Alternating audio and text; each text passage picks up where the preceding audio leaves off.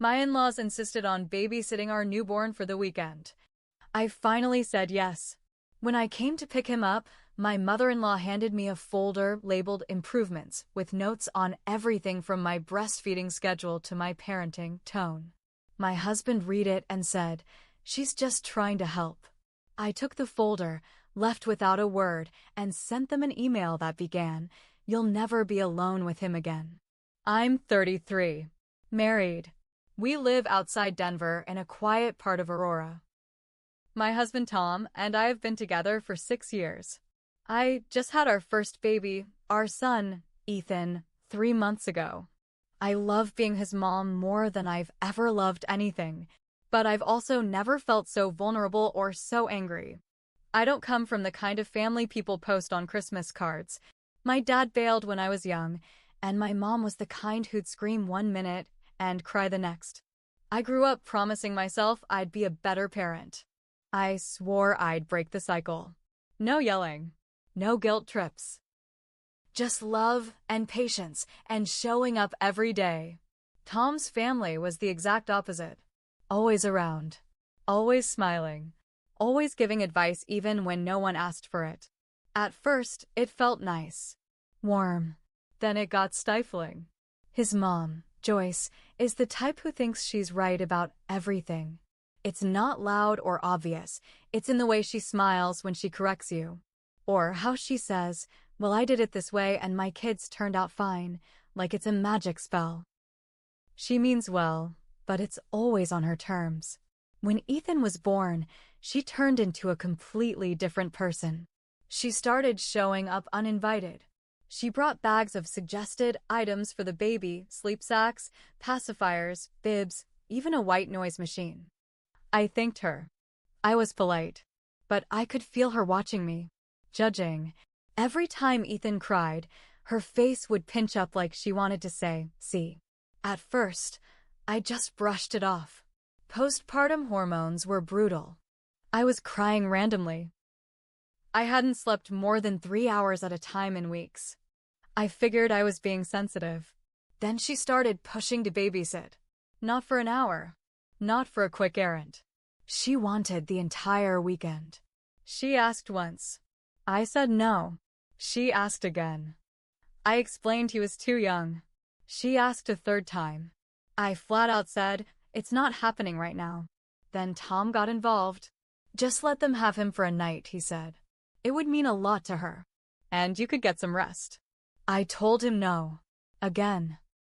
But 2 weeks later, after a night of Ethan screaming from gas and me falling asleep sitting up with him on my chest, Tom brought it up again.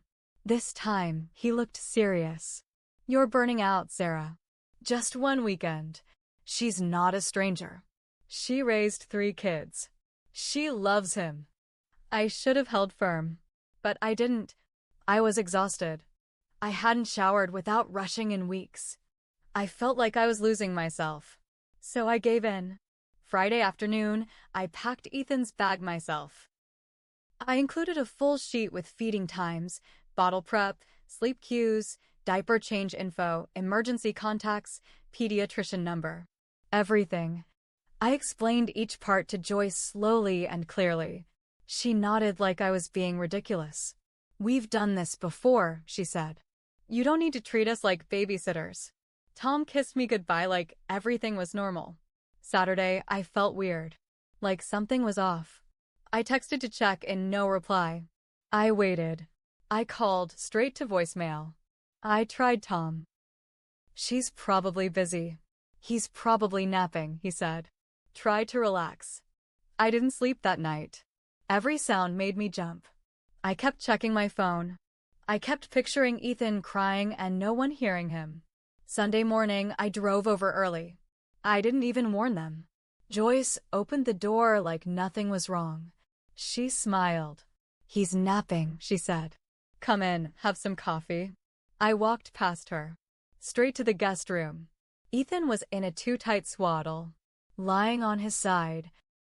He hates that position.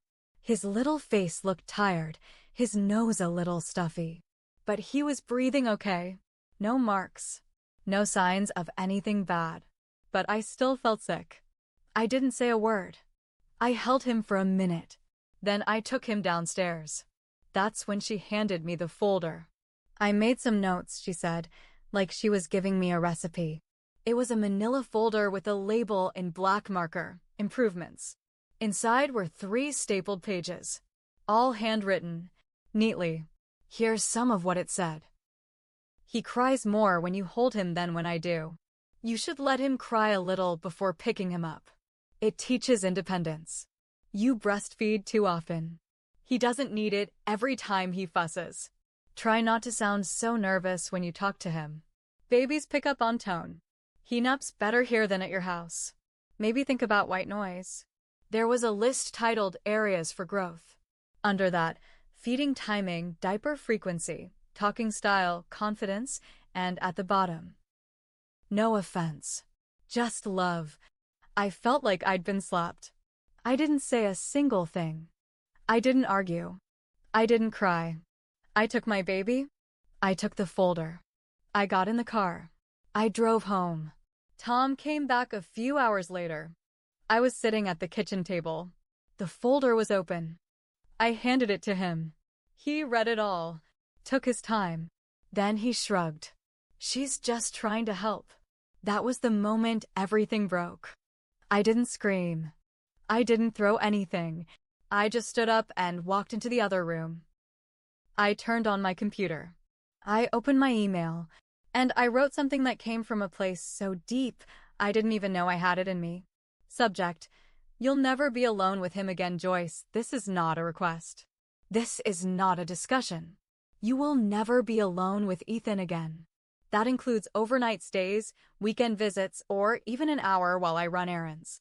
You took my exhaustion and used it as a chance to criticize me. You used time with my newborn to grade me like a student. That folder wasn't love. It was control. It was disrespect. It was cruel.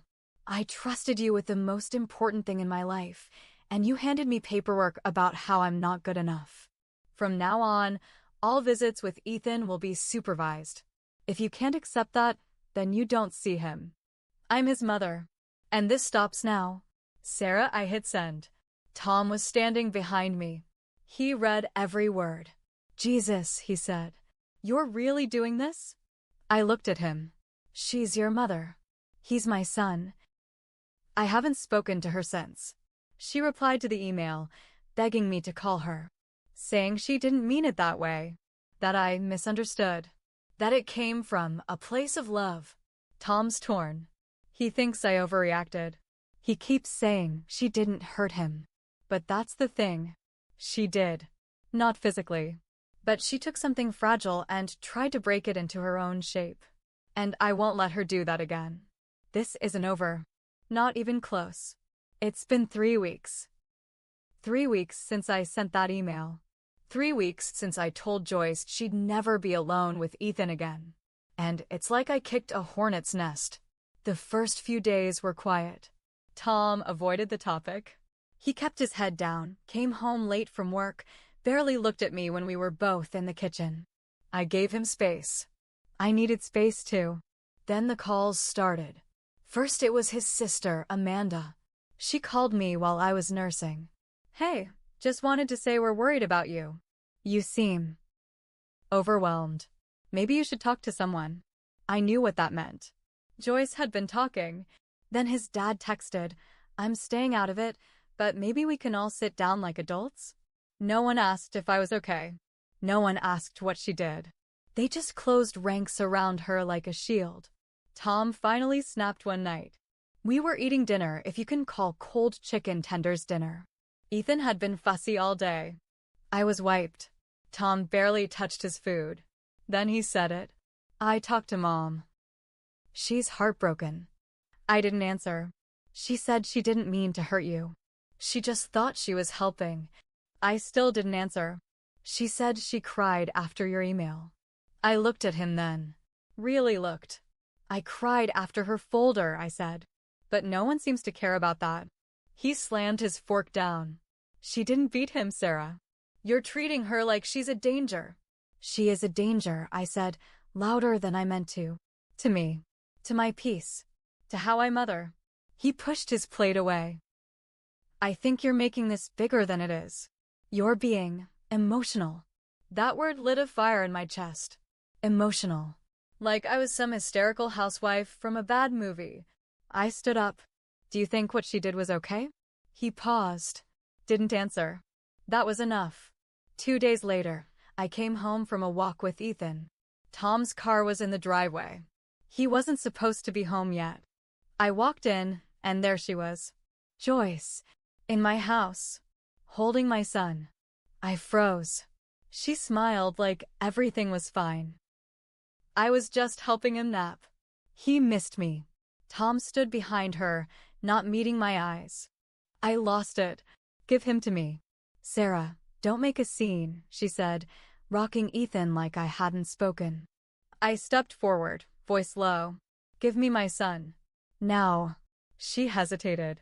Tom stepped in. Just calm down, I snapped. Get out. Both of you. Right now. Joyce tried to talk. I didn't listen. I took Ethan and walked into our bedroom. Locked the door. Sat on the floor and held him until my arms went numb. I heard them leave 10 minutes later. Tom didn't come home that night. The next day, I changed the locks. I also contacted a lawyer. Not because I'm filing anything yet, but because I needed to know my rights. If she showed up again. If Tom tried something behind my back. If they pushed harder. Turns out, in Colorado, grandparents don't have automatic visitation rights unless there's a divorce, death, or custody case. Which means right now, I have control. Tom didn't talk to me for days. He slept on the couch when he did come home. I didn't care. Then came the twist I didn't see coming. I got a call from our daycare. They said Ethan's grandma had called asking for a tour and to be added as an emergency contact. They didn't give her any info, but they flagged it. Asked me if that was okay. I almost dropped the phone. She was trying to get into his daycare. Behind my back. I called Tom. He didn't answer. That's when I knew. This wasn't just about a folder anymore. This was about control. And I was going to take it back. All of it. I didn't sleep after that daycare call. My hands wouldn't stop shaking. I kept replaying it in my head, her trying to get on the emergency contact list, like she had a right. Like I hadn't made myself clear. Like I was just some hormonal obstacle in her way. The next morning, I printed out a list of authorized contacts for Ethan. Only me and Tom. I handed it to the daycare manager in person and told her directly, no one else. Not under any circumstance. She nodded. We deal with over-involved family all the time. You're not the first. I appreciated that, but it didn't make me feel better. That night, Tom came home around 9:30, reeking of whiskey. He didn't look at me. Just dropped his keys and went straight to the fridge. I followed him. You gave her the daycare info. He didn't deny it. Just leaned against the counter and stared at the microwave. I told her not to call, he mumbled. She just wants to be part of his life. She isn't part of his life unless I say she is. That's when he snapped. She's my mother, Sarah. She helped raise me, and now she's trying to raise my son. I cut him off. Behind my back. With reports. With secret phone calls. With you helping her. He stepped toward me, eyes wide. So I'm not allowed to include my family in anything now? You can include them in your life. But when it comes to Ethan, I decide. And you either respect that or you can go stay with her. He didn't say anything. He just stood there, breathing hard. Then he turned and left again. The next twist came 2 days later. An envelope in the mailbox. No stamp. Hand-delivered. Inside were photocopies of my medical records. Specifically, my therapy sessions from last year, when I went to a counselor after a miscarriage. I'd been diagnosed with situational depression. Mild, treated, private. And now it was printed out and sent to me with a sticky note attached. Maybe you should revisit this before making big decisions. Love, Joyce. I almost threw up. I called the clinic in a rage. Someone had to have leaked this. Turns out, Tom had access to the health insurance portal. He could view dependents' records. He must have shared it with her. This wasn't just control anymore. This was character assassination. She was building a case against me. Quietly, like a snake. Like she thought she could take Ethan away from me. I met with the lawyer again. I told her everything. She looked me straight in the eye and said, "Start documenting." Everything. Now. So I did. I started a file. Emails, texts, timestamps. A journal. Even recorded one of our phone calls where she told me, "You're not well, Sarah. You're too unstable to raise a baby without help." It chilled me. But it also made me clear. If Joyce wanted to play this game, she didn't know who she was up against. After I got that envelope with my therapy notes, something inside me flipped. I wasn't scared anymore. I was angry, focused, and I was done playing nice. The first thing I did was talk to the lawyer again. I asked her directly, if this ends up in court, can she try for custody? She said no, not unless there's proof I'm unfit. Which there isn't. But she warned me, people like Joyce don't stop unless something makes them. So I made a plan. Step 1. Lock everything down. I changed my passwords. My email, my phone provider, even the Wi-Fi. I called our pediatrician and told them to take Tom and Joyce off the contact list. I pulled up the insurance portal and removed Tom's access to my private health files. Step 2. I moved money. We had a joint savings account, nothing huge, just a few thousand for emergencies. I took half and put it in an account under my name only. I didn't touch the rest. I just wanted to protect myself. Step 3. I made a copy of the envelope, the sticky note, the phone call recording, and backed them up in 3 places. Then I waited. One night, around 11 p.m., Tom came home drunk again. He was quieter this time, maybe even guilty. He sat on the couch and looked at his hands. "She just wanted to help," he mumbled. "You keep saying that," I said. "But she's hurting me. And you're letting her." He didn't argue. That scared me more than anything. Then he said, "She wants to take guardianship if anything ever happens to us." I stared at him. "She said she's preparing the paperwork. In case something happens. Just in case." I stood up. "Get out." He blinked. "What?" "I want you gone. Right now. I live here, not anymore." The next morning, I filed for separation. I didn't wait for him to agree. I just filed. And I sent Joyce a certified letter. Inside was a single sentence, typed in bold. "Any further contact will result in a restraining order." She ignored it. Of course she did. She showed up 3 days later. I was coming home from the grocery store, Ethan asleep in his car seat, when I saw her waiting on my front steps, holding a binder. I parked, got out, didn't speak. She smiled like nothing was wrong. "I wanted to show you something." I told her to leave. She took a step forward and said, "You're pushing away the only people who care about that baby. You're mentally unstable, Sarah. You have a history." I said nothing. She opened the binder. Inside were more printouts. More of my old medical notes. Screenshots of my old social media posts from after the miscarriage. Photos of me crying in the hospital bed. I didn't even know who took them. Then she said it. If I wanted to, I could make a case. "You're not fit." I looked at her. Calm. Dead calm. I recorded this entire conversation. Her smile vanished. I pulled my phone from my pocket. It had been running the whole time. I didn't stop there. I sent the last envelope you mailed to my lawyer. I've kept every message, every voicemail. You've built a file for me. And now I have a file on you. She stepped back. "You're bluffing." "No. I'm building a case. For harassment. For invasion of privacy. For violating medical boundaries. Try me." She left. Fast. The fallout was brutal. Tom begged to talk. Said he didn't know she'd gone that far. Claimed he never gave her the photos, just thought she was being protective. I told him this. You didn't stop her. You let her get that far. That's all I need to know. We finalized the separation a month later. No custody fight. I kept primary rights to Ethan. Tom gets scheduled visits, but never at his parents' house. Joyce tried to reach out once more. I filed a police report. My lawyer sent her a final cease and desist. It's quiet now.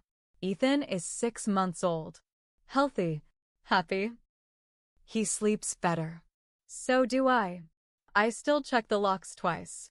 Still keep the file backed up. Because the scariest thing isn't a stranger who wants to hurt you.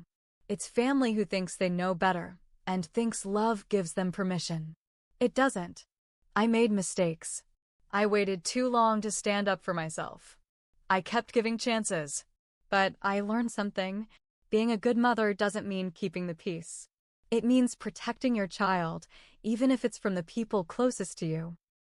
And I will never apologize for that.